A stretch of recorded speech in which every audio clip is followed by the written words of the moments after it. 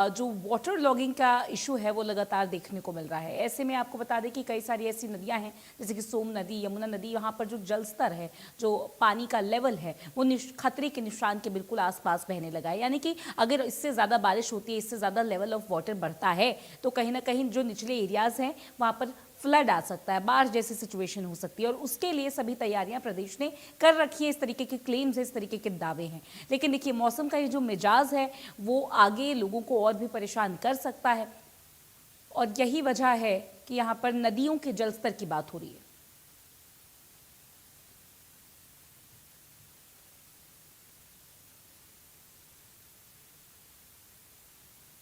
तो ये मौसम का मिजाज एक तरीके से चिंता का विषय बना हुआ है।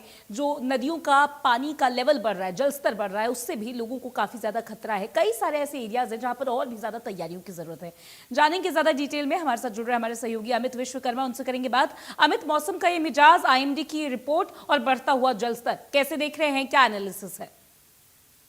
आपको बता दें कि जिस तरह से पूरे एनसीआर और हरियाणा में बारिश हो रही है लगातार, कहीं ना लोगों की चिंता भी बढ़ा दी है। क्योंकि जिस तरह से हमने देखा कि कई जगह पर जलभराव की स्थिति है। वहीं रेवाड़ी की बात करें तो यहाँ पर भी गांव में ज्यादा बारिश के चलते घर गिरा, उसमें चाचा भतीजे दोनों उसमें दबे और उसको अस्पताल में भेजना पड़ा।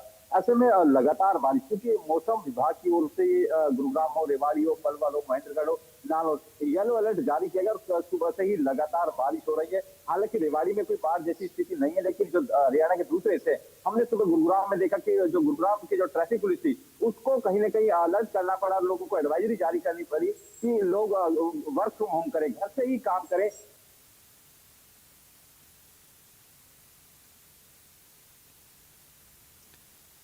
तो देख रहे हैं आप, हमारे रिपोर्टर्स हमें अलग अलग जगहों से जानकारी दे रहे हैं कि प्रदेश के मौसम का हाल इस वक्त कैसा है।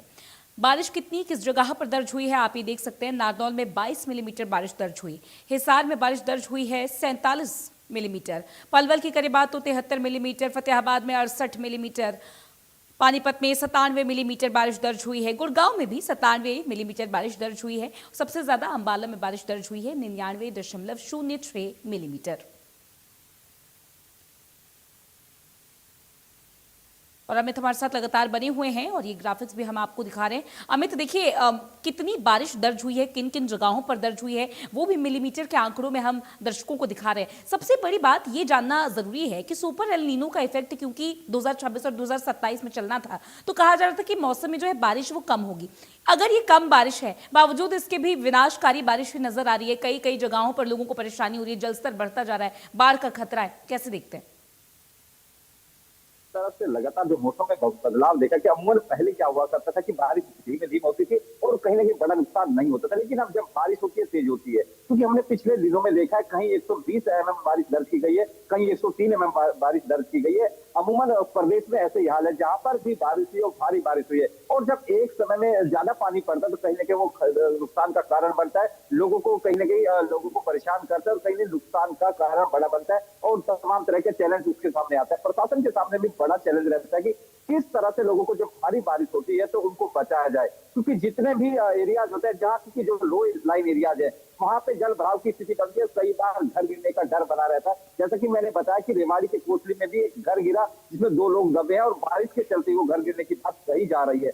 असल में तमाम ऐसे चैलेंज है और अभी भी मौसम विभाग की ओर से जो आईएमडी है उसकी ओर से अलर्ट जारी किया गया कि अभी अगले कुछ दिनों तक बारिश की आशंका बनी हुई है और अगले दिनों में भी बारिश हो सकती है। इसमें समझा जा सकता है कि लोगों को अलर्ट रहना बेहद जरूरी है। प्रशासन की ओर से भी लगातार एडवाइजरी जारी की जा रही है, सरकार की ओर से एडवाइजरी जारी की जा रही है। वहीं जो आपदा प्रबंधन विभाग है उसको भी अलर्ट मोड पर रहने के लिए कह दिया गया है। हम सुबह यहाँ के प्रशासन से बात करें तो उसकी ओर से कहा गया कि पूरा जो अमला होता है, जो आपदा प्रबंधन विभाग होता है, उसको कहा गया है कि तमाम जो उनकी जरूरत की चीजें उनको अलर्ट मोड पर रखें। यदि कहीं भी जलभराव की स्थिति आती है, कहीं भी बाढ़ जैसे हालात बनते तो लोगों को बचाया जा सके और किसी भी तरह, क्योंकि सबसे बड़ा टारगेट यही होता है कि नुकसान कम से कम हो और लोगों को सुरक्षित जगहों पर भेजा जा सके।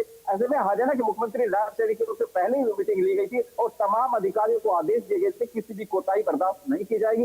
ऐसे में डिस्ट्रिक्ट लेवल पर जो डिप्टी कमिश्नर होते हैं उनकी ओर से तमाम मीटिंग ली गई है और टारगेट यही है कि किसी भी तरह का कोई कम से कम जो नुकसान है उसको कम से कम किया जा सके और लोगों को राहत पहुंचाई जाए, किसी भी तरह की उनको परेशानी न आए। ऐसे में रेवाड़ी हो, गुड़गांव हो या हरियाणा के अलग अलग हिस्से तमाम जगह ऐसी स्थिति देखी जा रही है, लेकिन कहीं ना कहीं अभी खतरा जरूर बना हुआ है। जिस तरह से लगातार बारिश हो रही है, ऐसे में इस बात से इनकार नहीं किया जा सकता कि लोगों को अगले दिनों, जो अगले दिन होंगे एक 2-3 दिन, वो चैलेंजिंग भरे हो सकते हैं, चुनौती भरे हो सकते हैं। ऐसे में प्रशासन लगातार एडवाइजरी जारी यही कर रहा है कि लोग घरों से कम बाहर निकले, ताकि जो ट्रैफिक कम होगा तो जाम नहीं लगेगा, लोगों को परेशानी नहीं झेलनी पड़ेगी। तो अमूमन ये देखा जाता है स्कूली बच्चों को ज्यादा परेशानी का सामना करना पड़ता है। सुबह भी हमने देखा, और जब छुट्टी का समय होता है कि जी। काफी समय पर घर पहुंचने दिक्कत हो गया, और हमने बाद में 2 से 3 घंटे।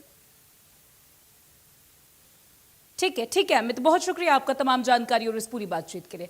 और देखिए, मौसम का मिजाज जानेंगे अलग अलग जगहों से। हमारे साथ जुड़ रहे हमारे सहयोगी पानीपत से राजेश, उनसे करेंगे बात। राजेश, देखिए, कहीं राहत है कहीं आफत है। बारिश का मौसम कुछ ऐसा ही लोगों को लग रहा है। पानीपत का क्या हाल है? यहाँ पर आफत ज्यादा देखने को मिल रही है या गर्मी से राहत ज्यादा देखने को मिल रही है? देखिए, लेकिन मैं आपको बता दूं कि जो 2 दिन पहले बरसात हुई थी वो एक पानीपत के लिए राहत के साथ आपसी, क्योंकि जहां देखा जा रहा था कि रोड के ऊपर या कहीं भी किसी कॉलोनी के अंदर कोई भी ऐसी सड़क नहीं थी कि जहां पानी ना भरा हो, क्योंकि ड्रेनिंग सिस्टम जो है पानीपत का पूरी तरह फेल है। क्योंकि कैपेसिटी छोटी है, जब ज्यादा बारिश हो जाती है तो बरसात का पानी निकलने के लिए वो पाइप छोटी पड़ जाती है, जो कि ड्रेनिंग सिस्टम में दी गई है, तो कहीं ना कहीं आफत भी बढ़ रही है। और अगर सिर्फ सुबह से बात की जाए तो आज सुबह से मौसम बड़ा सुहावना बना हुआ है। में बात करें तो तापमान में भी 5 डिग्री सेल्सियस तक की गिरावट आई है। 26 डिग्री सेल्सियस आज का तापमान जो है न्यूनतम दर्ज किया गया है। वहीं आप देख सकते हैं कि नेशनल हाईवे 44 पर मौजूद हूँ, और लगातार जो है जब बारिश हो रही है, हल्की बारिश हो रही है, पर यह है कि सुबह से चली हुई है। और इसी तरह अगर आईएमडी की बात करें तो आईएमडी ने भी एडवाइजरी जारी की है, और एडवाइजरी में 11 तारीख जो है कि 11 अगस्त तक बताया गया है कि लगातार बारिश हो सकती है। और इसके साथ साथ जो है प्रशासन ने भी लोगों को एडवाइजरी दी है कि अगर आप बरसात के दिनों में अगर जल भराव जैसी जगह से पास कर रहे हैं या जल भराव वाली जगह पर जा रहे हैं तो देख कर चले, क्योंकि सीवरेज जो है कई जगह पर खुले होते हैं या नाले खुले होते हैं, कहीं आपको उसमें कहीं दुर्घटना का शिकार ना हो जाए। अगर कहीं जल भराव है या कहीं किसी बिजली का पोल उस पानी के अंदर खड़ा है तो उसमें आप उनको ना छुए, क्योंकि उनमें करंट जैसी स्थिति हो सकती है। कोई भी अगर कच्ची छतें या पुरानी छतें हैं उनके नीचे या उनके ना खड़े हो, ऊपर उनके पानी ना खड़ा होने दें, क्योंकि यह भी कई हादसे सामने आ चुके हैं कि इस प्रकार की दुर्घटना जो है कई इलाकों में हो चुकी है। वहीं अगर बात की जाए तो यमुना के तटबंध और नालों की, तो वहां भी जाने से रोका गया है लोगों को, क्योंकि इस समय जो नदी नाले हैं अपने उफान पर चल रहे हैं, और ताकि कोई इनकी चपेट में ना आ जाए, वहां भी घूमने से लोगों के जाने से जो है पाबंदी लगाई गई है। जी बिल्कुल। तो राजेश, एट प्रेजेंट इस वक्त मौसम कैसा लग रहा है? तस्वीरें अगर आप दिखा पाए, आसपास अगर कोई लोग आपके पास मौजूद है, जरा बात करने की कोशिश कीजिएगा कि मौसम लगातार अपना मिजाज बदल रहा है, तो इससे लोगों को परेशानी हो रही है क्या? आवाजाही में परेशानी हो रही होगी, स्कूल, ऑफिस, कई सारी चीजें होती है जिसमें दिक्कतें होती हैं।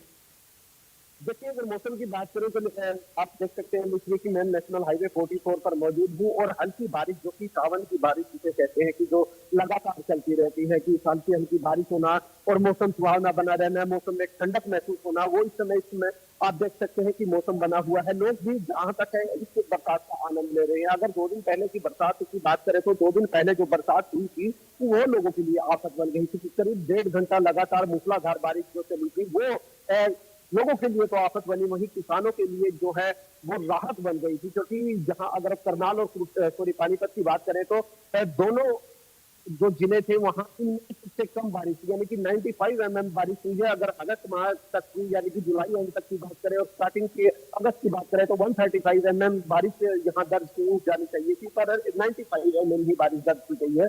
तो अब उन किसानों के लिए यह फायदेमंद होगी बारिश जिनकी फसलें हैं, जिनकी जो धान की फसलें हैं वो सूखने की कगार पर थी, उन्हें दोबारा लगाने की नौबत आ चुकी थी, पर इस बरसात ने उन किसानों को बड़ी राहत दी है। तो वहीं आज का मौसम बिल्कुल सुहावना है, और इस तरह की बरसात ही जो सावन के अंदर होती है जिसे झड़ी के तौर पर माना जाता है कि हल्की हल्की बरसात सुबह से ही जारी रहे, थोड़ा रुके थोड़ा चले, इस तरह का मौसम अभी बना हुआ है। वहीं जो कावड़ यात्रा लेके चल रहे हैं, जो कावड़ लेके चल रहे हैं, उनके लिए भी यह बरसात जो है फायदा देगी और उन्हें अपने गंतव्य तक पहुंचने में उमस भरी गर्मी से राहत मिलेगी। जी ठीक है राजेश, बहुत शुक्रिया आपका तमाम जानकारी और इस पूरी बातचीत के लिए। और देखिए लगातार जनता के लिए एडवाइजरी यहाँ पर जारी की जा रही है और एडवाइजरी में कई सारी ऐसी चीजें हैं, अपील की जा रही है कि इस एडवाइजरी को मानना है। मौसम का मिजाज कैसा है, खतरा है, आफत है या राहत, ये सभी चीजें आपको ग्राफिक्स के जरिए समझाएंगे। देखिए टीवी स्क्रीन पर आप देख पाएंगे ये GFX, ये ग्राफिक्स, और ग्राफिक्स के जरिए आप देखिए बारिश को लेकर जो एडवाइजरी है उसमें लोगों के लिए क्या लिखा गया है। गुड़गांव पुलिस की कंपनियों को वर्क फ्रॉम होम का आदेश है, एक तरीके से एडवाइस है। भारी बारिश के चलते वर्क फ्रॉम होम को लेकर यहाँ पर बात रखी गई। जल भराव, ट्रैफिक जाम की आशंका के बीच में यह एडवाइजरी जारी की गई है। गैर जरूरी वाहन सड़क पर ना ले जाने की अपील की गई है। अगर बहुत नेसेसरी ना हो तो गैर जरूरी वाहन ना लेकर जाएं सड़क पर। नागरिकों से सतर्क रहने की बात कही गई है और सावधानी बरतने की बात यहाँ पर कही गई है। सोम नदी में क्योंकि पानी की रफ्तार बह रही है तो किनारे के लगे हुए जो पेड़ है वो बहते हुए नजर आ रहे हैं और कई सारी चीजें जो है यहाँ पर ध्वस्त होती नजर आ रही हैं। तो निचले इलाकों में बाढ़ का खतरा बढ़ गया है। ये सोम नदी के जलस्तर बढ़ने की वजह से हो रहा है। सड़क संपर्क टूटने की आशंका है, बिल्कुल ही बीच में से जो है कनेक्टिविटी रुक सकती है। बाढ़ के खतरे को लेकर प्रशासन बिल्कुल अलर्ट मोड पर है, एडमिनिस्ट्रेशन बिल्कुल अलर्ट मोड पर है। नदी से दूर रहने की अपील की गई है।